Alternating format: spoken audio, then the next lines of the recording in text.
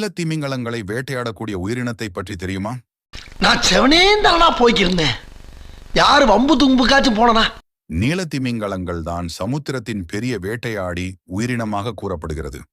ஆனால் ஒரு காலத்தில் நீலத்திமிங்கலங்களையே கனப்பொழுதில் வேட்டையாடக்கூடிய உயிரினம் வாழ்ந்துள்ளது. இவை நமது வீட்டு சுவரில் காணும் சாதாரண பள்ளியின் முன்னோர்கள். ஒரு காலத்துல அவர் எப்படி வாழ்ந்தவர்னு தெரியுமா? இன்னுமா என்ன தெரியல. இவை கடலின் மிகப்பெரிய வேட்டையாடிகளாக கூறப்பட்ட மோசாசரஸ்கள். மோசாசரஸ் நீரில் மிக வேகமாக நகரும். இவை அருகில் வந்து திடீரென பாய்ந்து தாக்கும். கூர்மையான பற்களால் எளிதாக பிடித்துக்கொண்டு கிழித்து சாப்பிடும். பாம்பு போன்ற வலிமையான தாடையால் ஒரு பெரிய திமிங்கலத்தை கனப்பொழுதில் இரையாக்கும். இன்றைய காலத்தில் மோசாசரஸ் இருந்தால் அது கடலில் இருக்கும் மீன், சுறா, டால்பின், திமிங்கலம் எதையும் விட்டு வைக்காது. சுருக்கமாக சொன்னால் அது சமுத்திரத்தின் உண்மையான கிங்காக இருக்கும்.